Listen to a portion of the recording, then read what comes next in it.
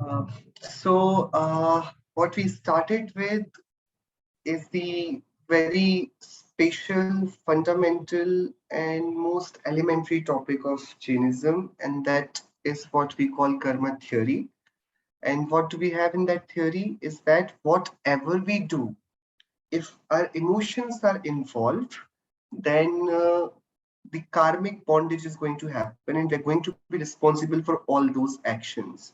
So for that, we first understood about the seven tattvas. So there are two tattvas, Jiva and Ajiva. Jiva is the person that I am, and Ajiva is rest of the world, including everything and everybody, including this body.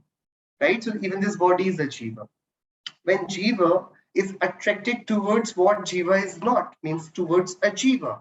When I do not find myself enough for my own happiness and I look up to others for my happiness, then ashraf and bandha happens. Means raga and dvesh takes place. The attachments happen.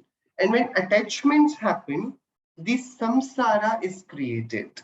And when the opposite happens, that when I'm confined within myself, and I'm very happy about it, and I'm not expecting any other dravya for my happiness, I'm not looking up to them, then again samvar nijra and moksha happens. The liberation takes place. This is the whole essence of the whole Jain theory philosophy. So how does it work? That's what we are trying to find out. So to understand ashram and Pant, we started with learning about the 8 karmas. That is what we are trying to learn about. And we're taking the basis as this amazing book on Jainism called Primers of Jain Principle, in which chapter 2 we were reading about how many different types of living beings are there. So there are 2 types of living beings. One are those who are actually involved in the process of death and birth. So these are always traveling from one body to another, from one place to another. So these souls are called transmigratory souls. So they actually take birth and die in 4 gatis. You know the 4 gatis, right? There are 4 gatis. What are those 4 gatis? One is the Manushya gati in which we are, so human form of life. Then there is animal form of life. We call it Tiryansh gati. Then there is celestial beings. The devas are there. So that's Deva gati. And then there are hellish beings. So the Narakis are there. So that is called Narak gati. These 4 are the different forms in which jivas who have been actually involved with the moh, rag, and dvesh, got bonded with the karmas, and as a result of that, they are transmigrating from one gati to another. Again, changing bodies again and again, taking birth, living the whole process, and then dying to take birth again. So they take birth, they live their life, whatever time period they get, and then they die, and then they repeat it. So these are called transmigratory souls. We are one of those transmigratory souls because we have this body and we have no control over how to stop it from growing. You know, Adi, you are growing constantly. Can you just tell yourself that okay, I do not want to grow up? Can you stop it? Can your dad, can your any member in your family, can your teacher, anybody can, like nobody wants to grow old. Yet we are so helpless. We are constantly growing and we can't do anything about it. We cannot give any request or any application. We cannot ask from somebody that, okay, please make this time stop. We can't do, there are no authorities to whom you can complain about it, that, okay, I want to unsubscribe from this process of growing up.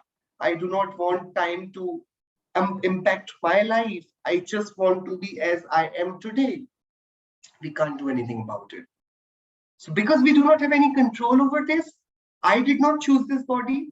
I did not choose that I'm going to take birth in this city of this country in this time zone. I did not choose my parents. I did not choose my community. I did not choose the voice that I use. I did not choose the kind of body that I dwell in. I did not choose anything. If I think with a calm mind, I have been given things. I have received everything without my luxury of choice. I was not given a catalog. Okay, how do you want your nose to be? How do you want your hairs to be? How do you want your voice to be? No. Whom do you want to select as your parents? Whom do you want? What type of friends do you want? What type of locality you want? We were not given that luxury to choose. We were just given the parents, the place, the house, the conditions, the time, the country, the everything that surrounds us. Correct? So what does it mean? That we are actually living under a bonded contract because nothing of it is being chosen by us. It's not that I'm doing it through my free will. No, I am just surrendering to whatever has been given to me. And I'm just taking pride in that out of misery, out of compulsion, because I have no other way out. I do not have any luxury of choice. So that's what is called transmigratory souls. They are given things. Why they are given all these conditions and situations? Why? What wrong did they do? Because they are not liberated. Had they been liberated, they would have been free, they would have been independent. Not even a single particle of this universe would have compelled them to do anything according to its will. They would have been doing things in their own way. So there are souls which are free from all the conditionings. They have no situations, they have no foundations. Those beings are called liberated beings. We call them Siddha Parmeshti, the second Parmeshti. They have Arihantas who have body, and then once they become Arihantas, soon after the age of that body completes, they leave that body and they go to Siddhishila, the top of this world, and become Siddha. Correct? So Siddhas are called liberated souls. And we all are what? We all are transmigratory souls, or we call ourselves samsaris. We are sansari jivas. What constitutes transmigratory living beings? That is sansari jiva. The soul's existence, along with association of karma, constitutes transmigratory living beings. Those who are dwelling with the association of karma are called transmigratory living beings. Do you have karma attached with you? What proof do we have? Because simply we cannot decide anything about our lives. That is the proof that we are associated to some sort of contract, which is invisible, which has never been told to us about, but we are constantly compelled to follow the same. Right? So that is how it works. How do we know that we are following the compulsion of karma? We know it from our situation because we do not choose when we are going to die. We do not choose if I become 60 years old, whether my back will be tilted, whether I'll be healthy and fit and fine, how the wrinkles will attack me, how my fragile body will look like when I turn 60. We have apps, we have artificial intelligence, AI doing all that for us. They can give you today expected age. How will you look when you grow up and you become 60-year-old? They'll tell you everything. But what they tell you today, the karma has a different plan. It might not be the same. And that is what the proof of association of karma is, because we do not get to decide anything for our lives. Okay? Now, what constitutes the liberated living beings? That is Mukta Jiva, the soul's existence without any associative relationship with any karma comprises liberated living beings. Fine. So those who do not have any karmas associated to them are called Mukta Jiva or liberated souls. So how may karma be defined? This is also what we read in the last class.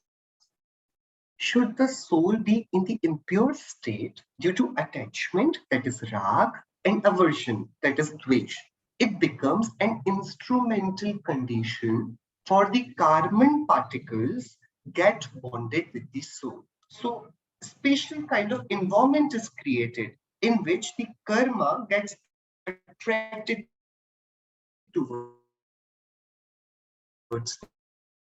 the soul.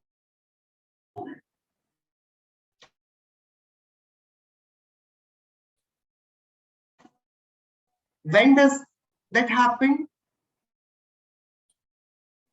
When it takes place? Anubhavji, you're breaking up quite a lot. Can you hear me? Am I audible? Uh, it's breaking up a lot.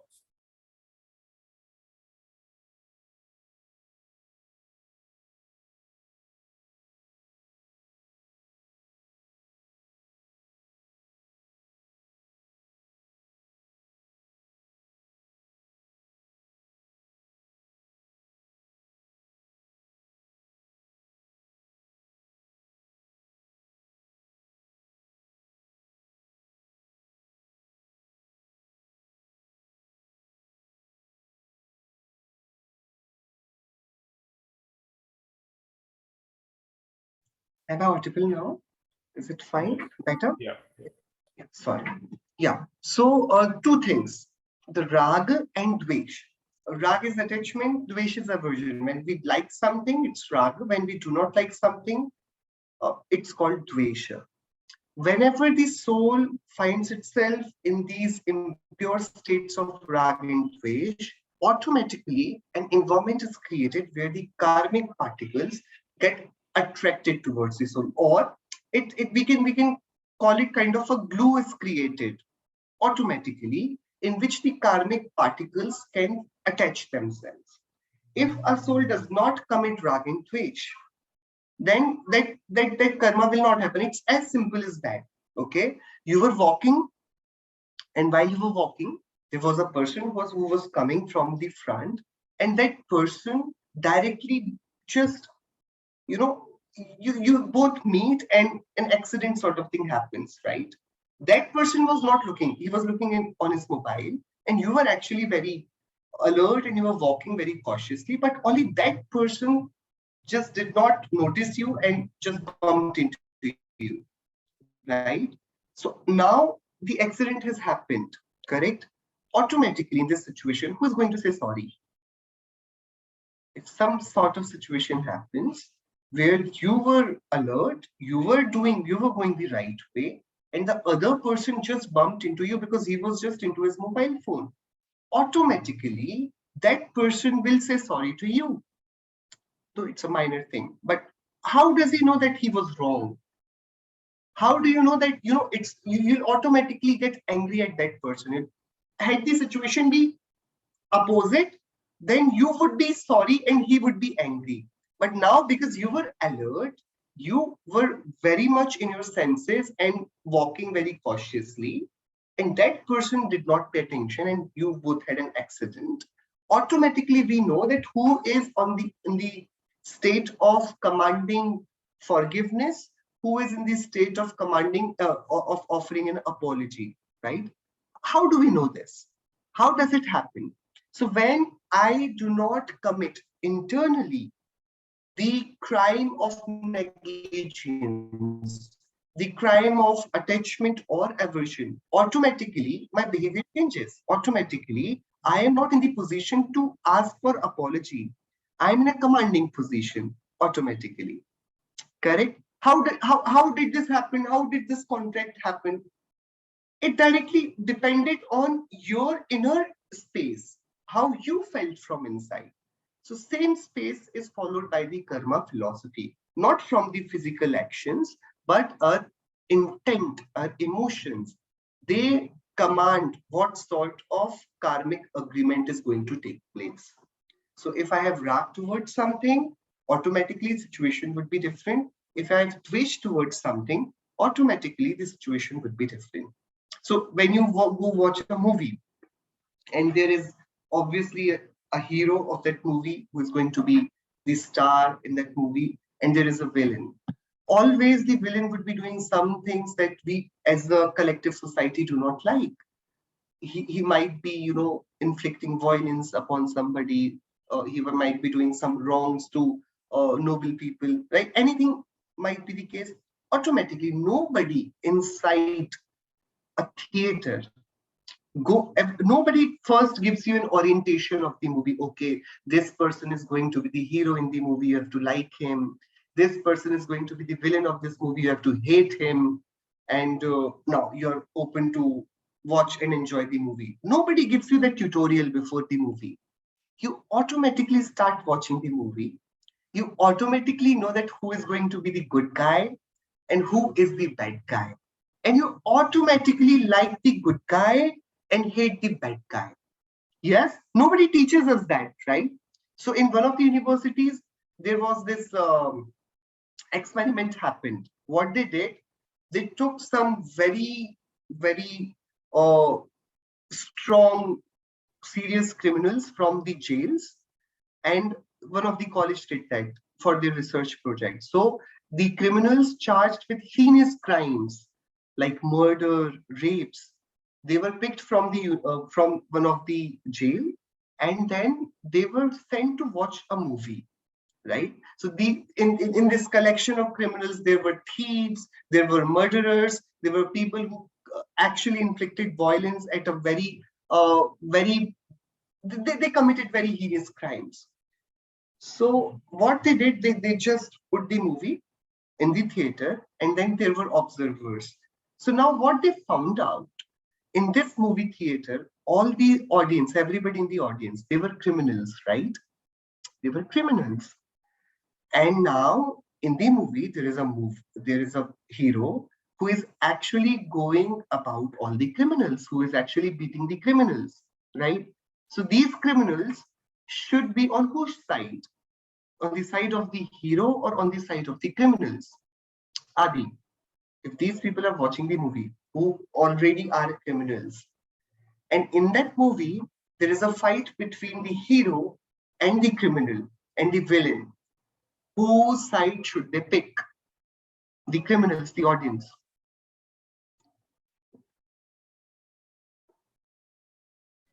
They should pick the Yes. Yes. Gia, whose side should they pick? the good side. The good one. Why? But they themselves. So one of the criminals has done some stealing, some theft. One of the villain has murdered somebody, and they already have done those crimes, right? So who is on their side? The criminals resemble to their lives more than the life of the hero, right? But still, what they found out is the conclusion of that study was, no matter how bad we do in our lives, there is something inside us which is always supporting the good cause. We automatically find our hearts tilted towards the people who do good. That comes naturally to us. Nobody teaches us that, right?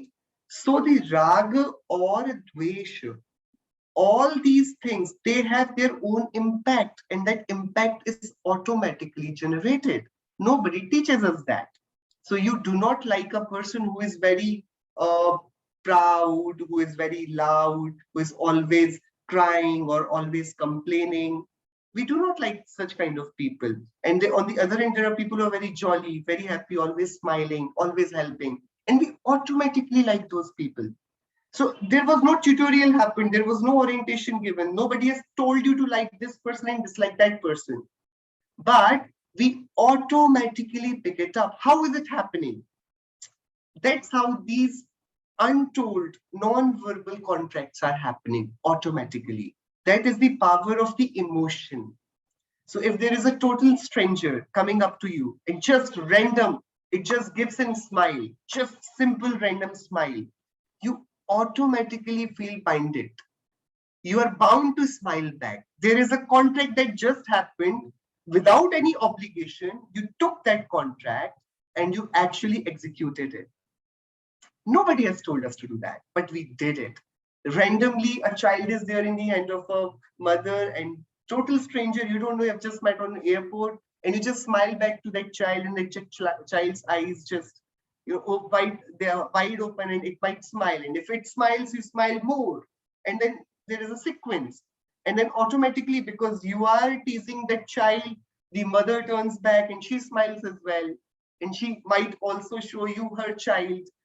You don't know her at all. You don't know the child, but that bondation, that kind of attachment just took place out of the emotions, out of our actions.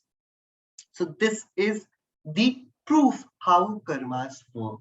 They totally work on our emotions. So if I am sitting just beside you on a plane, we can spend a journey of 5 hours without even looking at each other, without even talking to each other, remaining a total stranger.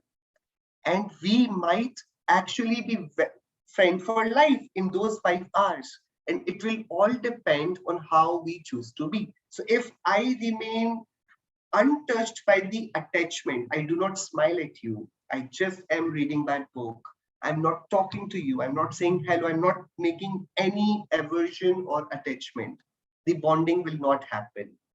We'll remain the total strangers. It happens most of the time. We get so involved in our own books, in our own phones, in our own music, that we do not even greet the person who is sitting just beside us, and therefore we remain liberated.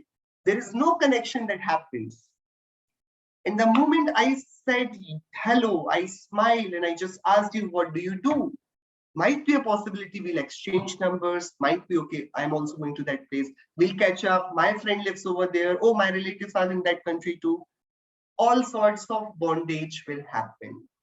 That's how. The moment you involve in attachment or aversion, there will be concussion, there will be the consequences. And if we choose to remain separate, we choose to remain unaverted, unattached, then there is no connection that is built. So that's the whole law. Whether you smile or you make a frown, whatever you do, you're going to establish a connection. And when you neither smile nor have a sad face or an angry face, there will be no connection that will be made. Correct? So that's how the karma works. The karmas are not looking at your actions, they're looking at the contract we are actually extending. Is it a contract of raga or a dvesha?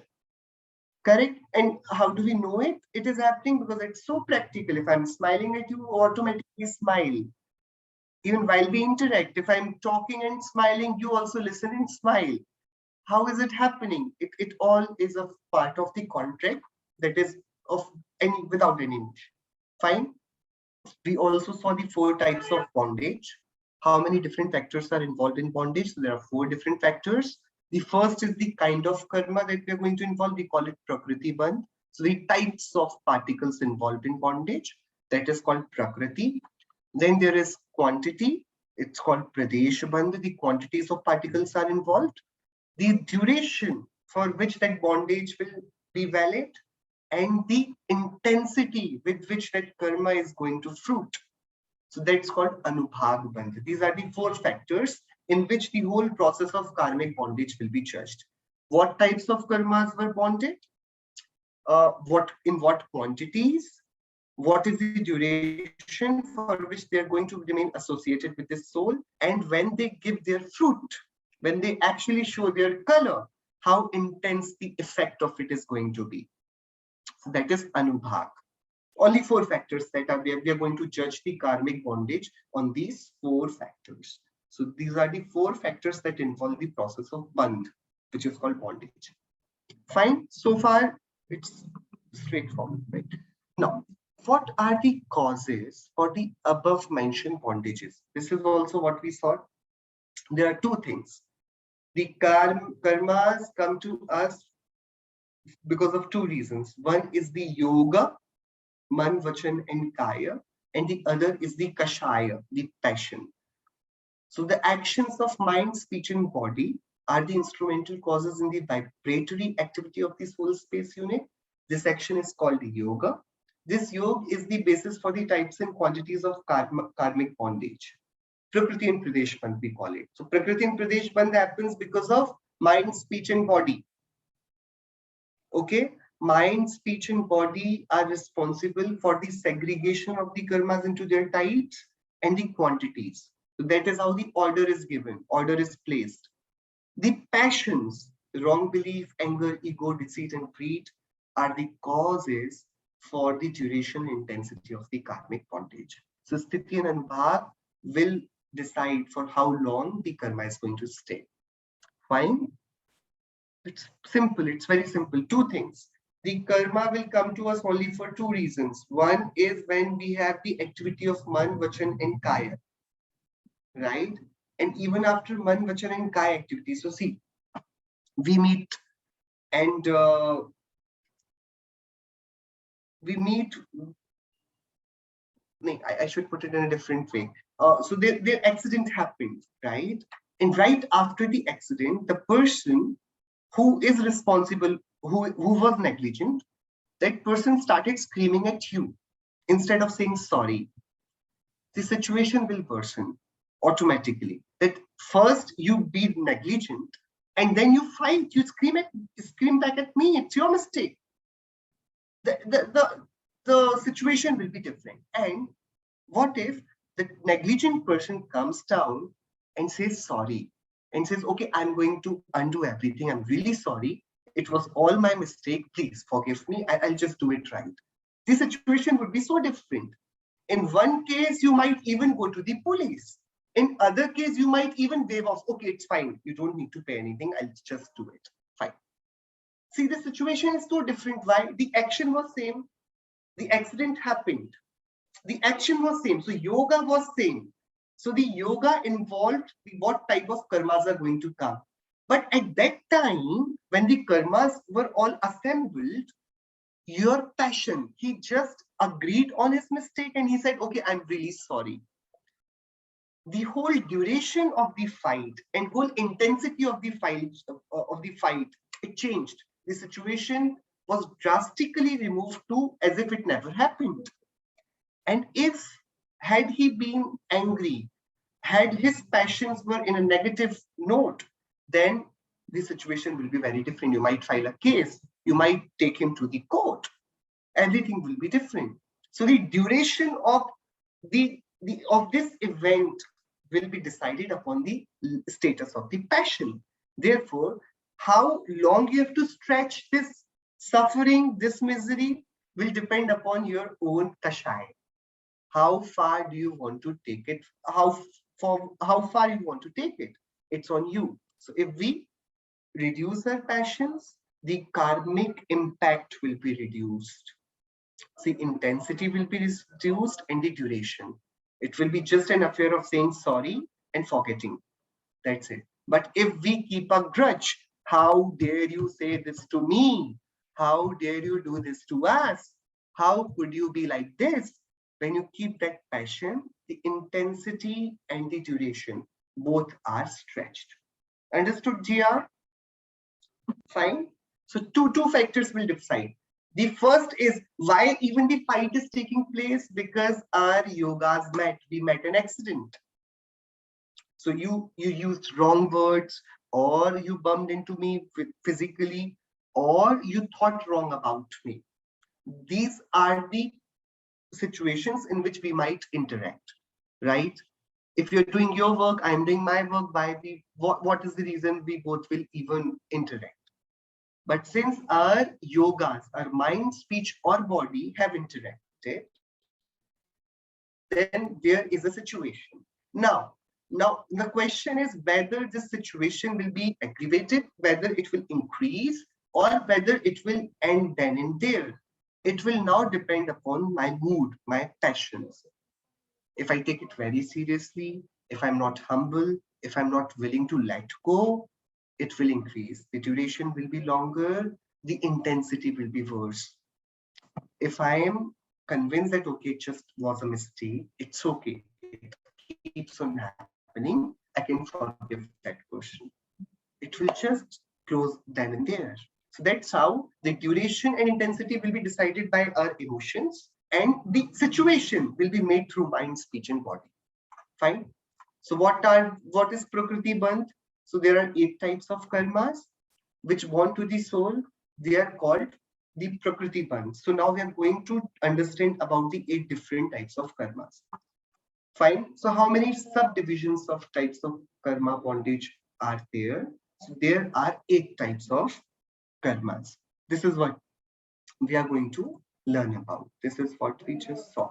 There is one soul and there are 8 arrows that are actually attacking the soul. So these are the 8 type of karmas. These are the major classifications. The karmas broadly can be classified into 8 parts.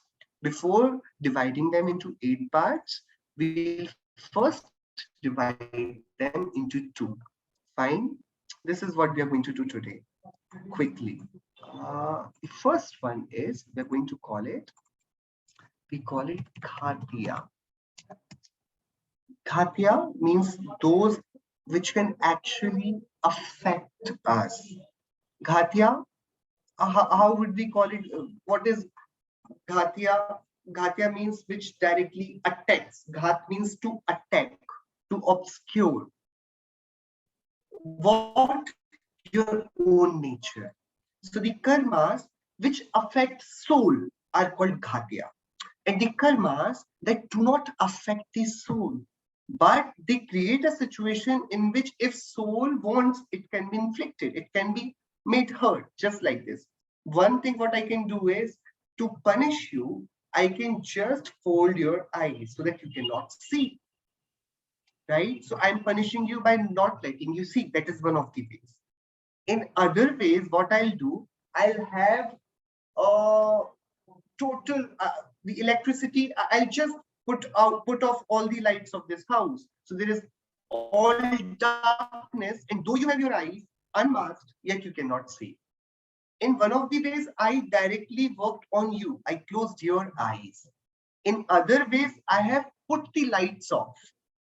So one way of punishing you would be that I work on you, and the other way will be I'll create the surrounding in such a fashion, I'll affect the surrounding of yours in such a way that it impacts you indirectly. So the karmas which directly attack the soul are called Ghatya karmas. What do we call, what are the Ghatya karmas? The karmas that directly attack the soul. These are called Ghatya karmas. How do they work? How do they work? They attack the attributes of soul. What are those attributes? So there are 4 main attributes of the soul. The most important attribute of the soul is, I think we'll have to take a guess on this. What is the most important attribute of soul, Adi?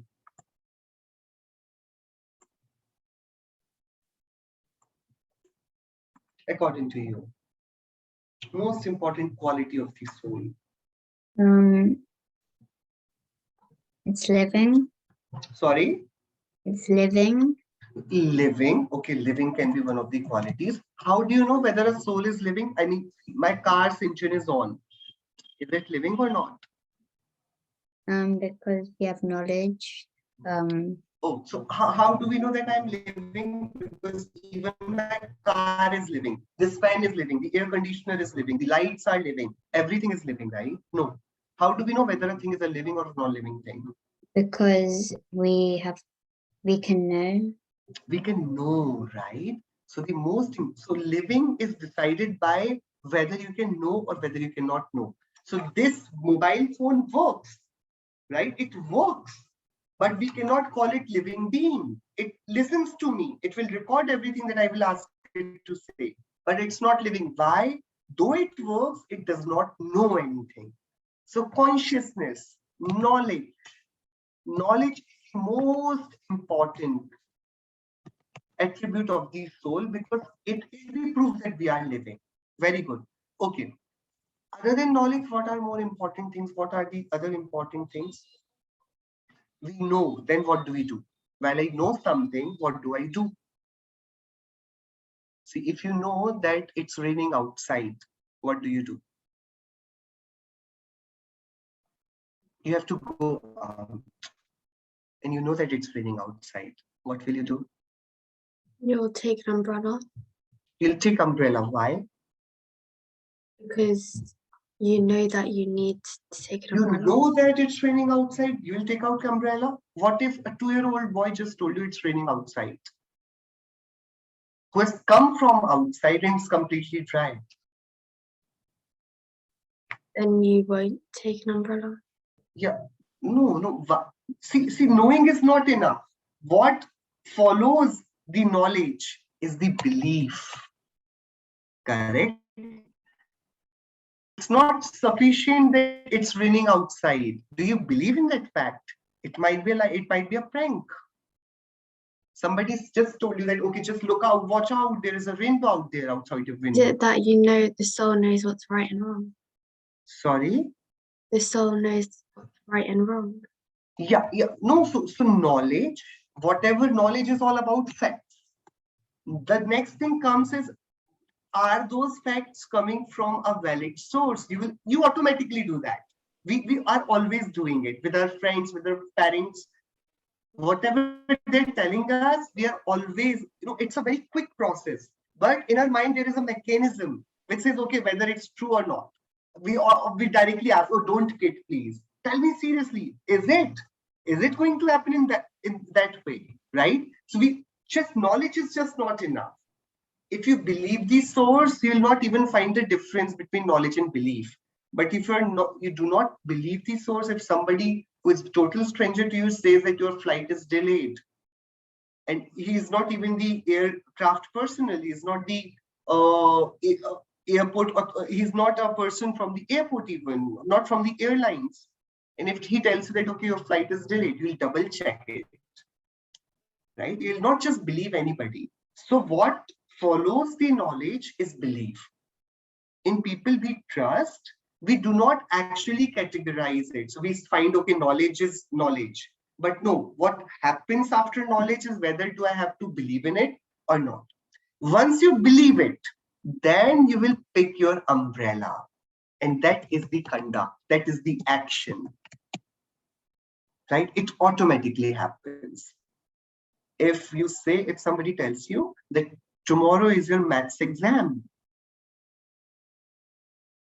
automatically your conduct will ask you to take out the maths book, not the science book, not the English book. So that night you're going to study maths. Why? Because you have seen the timetable that is from school issued to you, and you know that, okay, on this date the exam is going to be of math subject. What if somebody pranked with you and you find out in the morning that, oh, there was not maths paper today, it was English paper.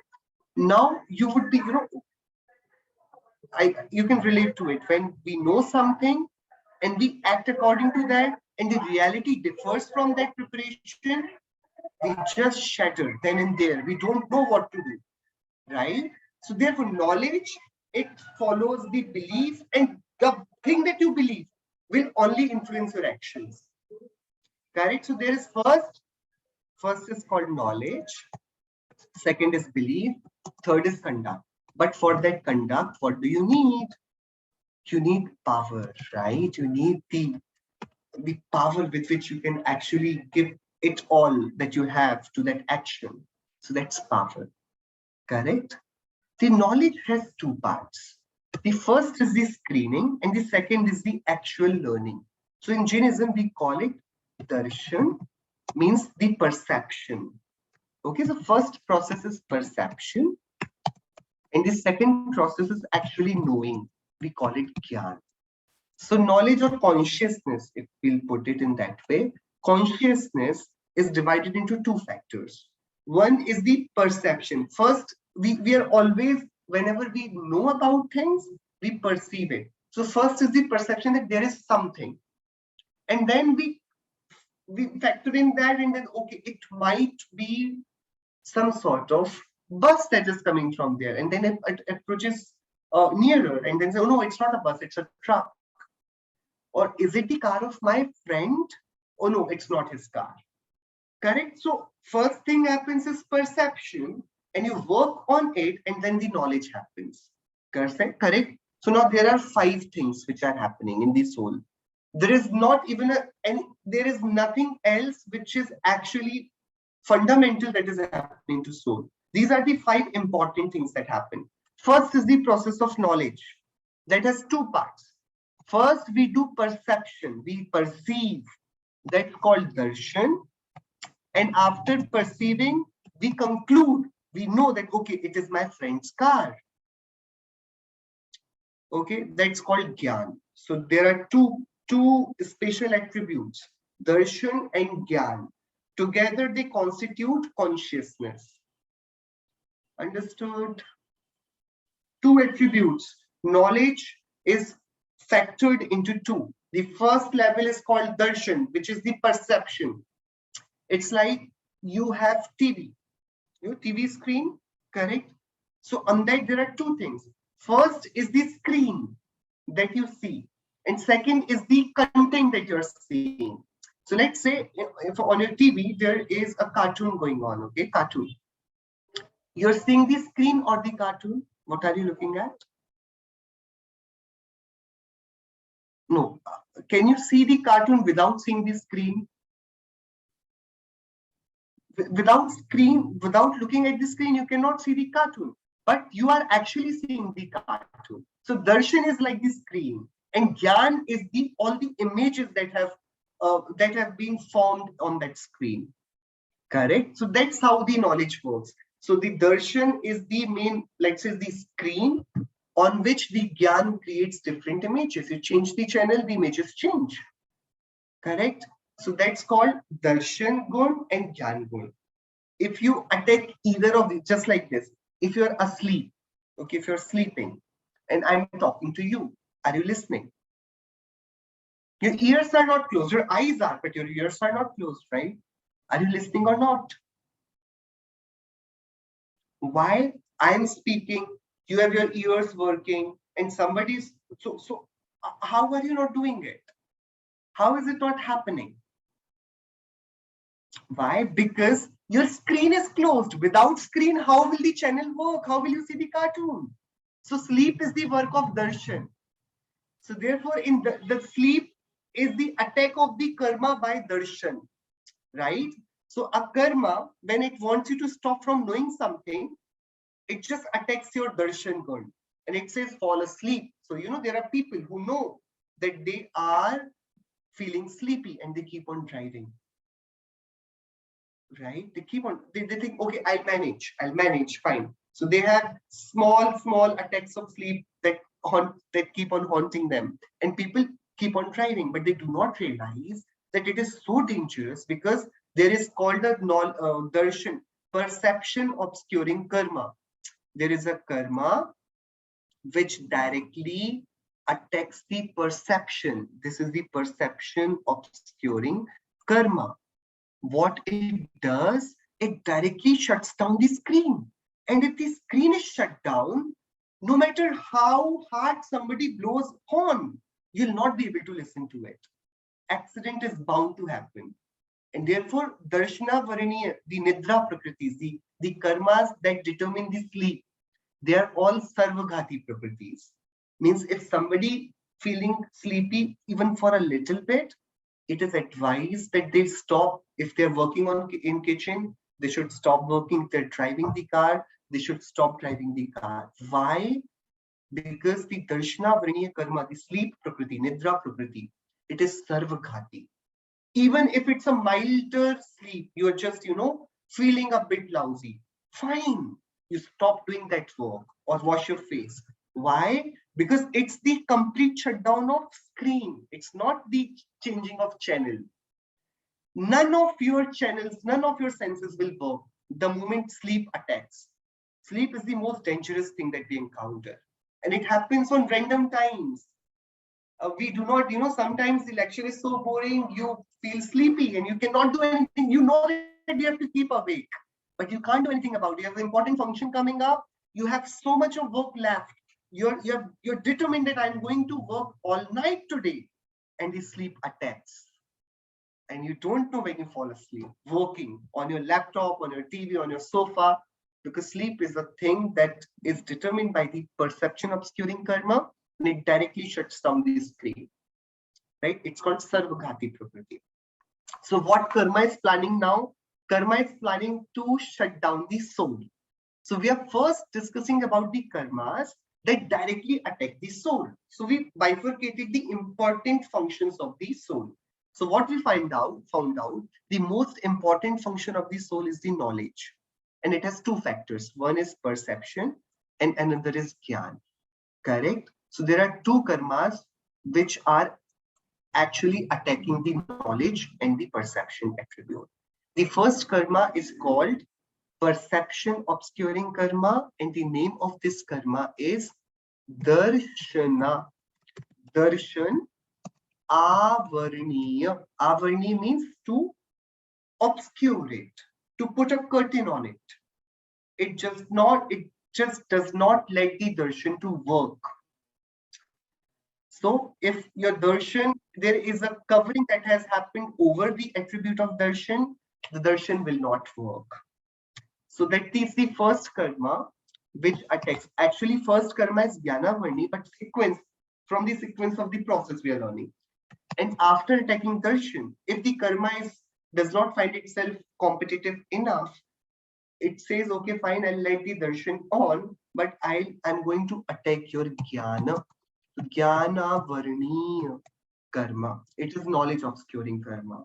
So like you're sitting on the exam and there is a question and you just read about that question in the morning. It is so easy, you know the answer of it, and it will just not come to your mind. I know it, I just read it in the morning, I know what the answer is, but that word will not come. Does it ever happen to you? You're so confident about that question, but the moment you started to write about it, the mind just got blank. And the moment you submit your paper, that words just jumps in. It says, oh, this was the answer. Does it ever happen to you? It ever happened in the past? It happened with me. It happens with most of the people. So even just for, like, very important thing came to my mind. And I just told you that, okay, one more thing. And you said, no, I have one more thing. You said, okay, say. And then you asked me, what were you saying? Oh, it slipped my mind. I can't recall it. And when that person is gone, then you suddenly remember, then you call him, Acha, I was saying this. Where did that information go? You knew about it, right? You at least knew that it was there in your mind that you had to tell this to that person. But when the time came and you had to tell that person, it just slipped off your mind. And then out of the blue, while you were going to sleep or while you were doing something, you just get it back. Okay, I was saying this. So who is managing all this? So this Jnana Varniya, instantly, it just puts a wheel over your knowledge. And for that moment, you cannot, though you know that what you have to recall, but you cannot recall it. You just cannot recall it. So it's an attack on Jnana. It's not attack on Darshan. Darshan is the screen. Gyan is all the colors and pictures you see on that screen. So sometimes you remember some of it. Sometimes you do not remember at all. Sometimes you're not even thinking about something and you automatically recall it. Out of the blue, you start to think about something. You automatically, sometimes you read a thing 100 times, you're not able to remember it. And other times you automatically just listen a song for once or twice, you remember all the lyrics of that song, right? Though your memory is not good, that's what you believe, but you easily remember all the songs that you listen to. So you cannot say that your memory is weak. But who is playing in all this? Your Jnana Varniya karma or knowledge obscuring karma. Fine. Two karmas, which are directly dealing with our consciousness, with our knowledge, right? Now there is one more karma. So even if I know that, okay, I have understood this concept, my teacher explained it to me and I understood it. But then, should I believe in it? Is it so? Is it like this? You might not want to believe that. Or you might not be convinced whatever you have been told. Or you would believe otherwise. So now there is an attack on your belief. Your parents are saying one thing, your friends are saying another. You're tilting towards your friends because those are the colleagues you hang out with, knowing somewhere that, okay, parents might be right, but your belief system, it will say, no, how can parents interfere in my decisions? So they're saying right. And you know it somewhere deep inside, but the Mohaniya karma will come and it will say, okay, please do not listen, be with your friends. So that is the attack on belief, and that is done by Darshan Moha. Darshan here was perception. Here it was the attack on perception. Darshan has two meanings in Sanskrit. One is perception and other is belief. So philosophy is also called Darshan, and perception is also called Darshan. So now the moh is going to attack. You know it is wrong.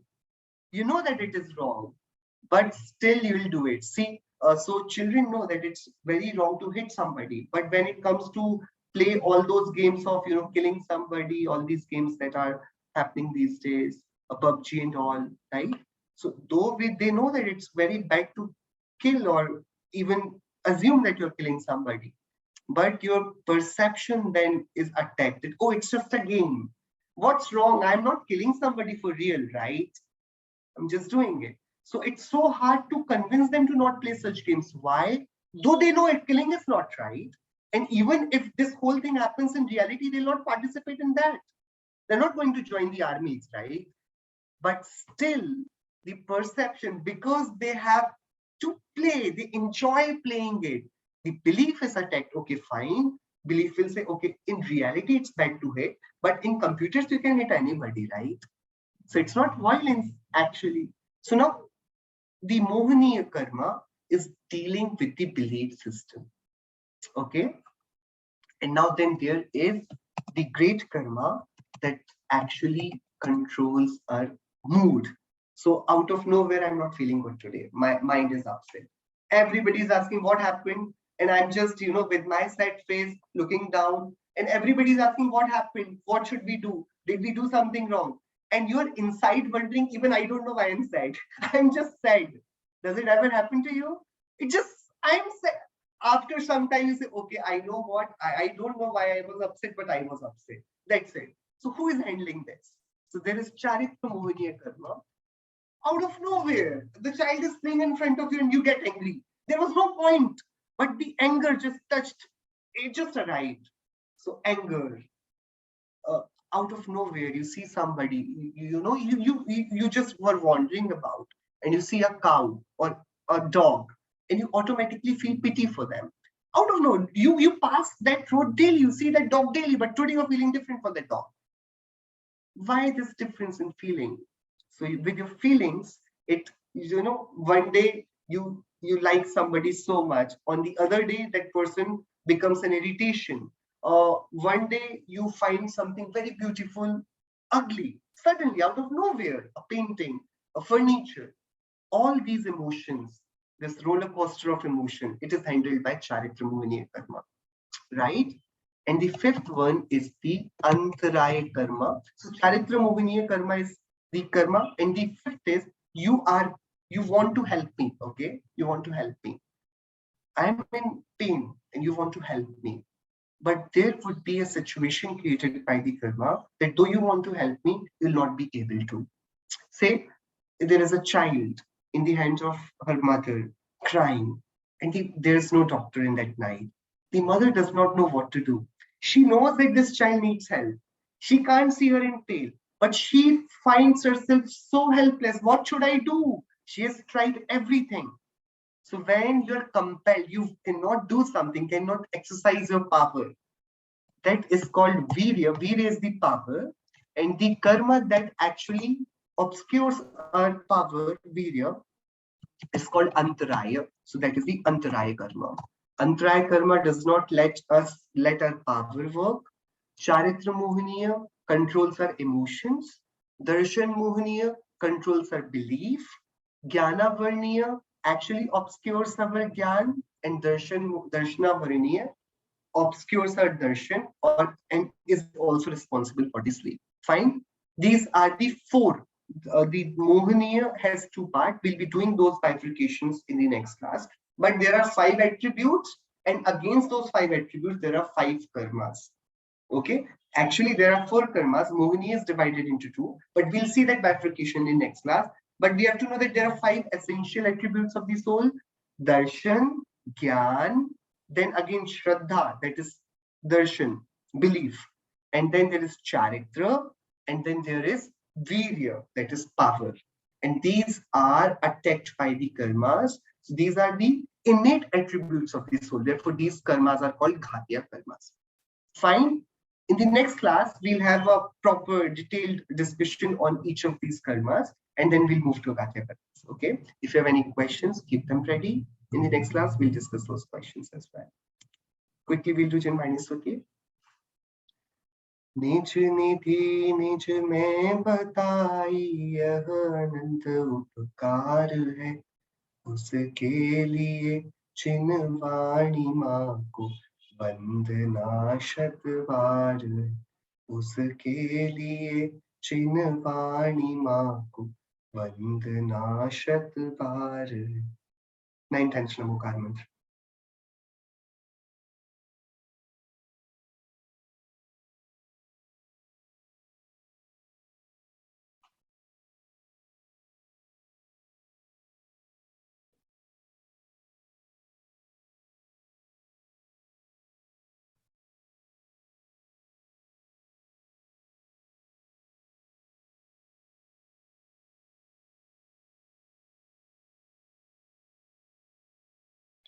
Jain धर्म जय हो. जय Jinendra. Thank you. Vidyendra. Vijendra. Thank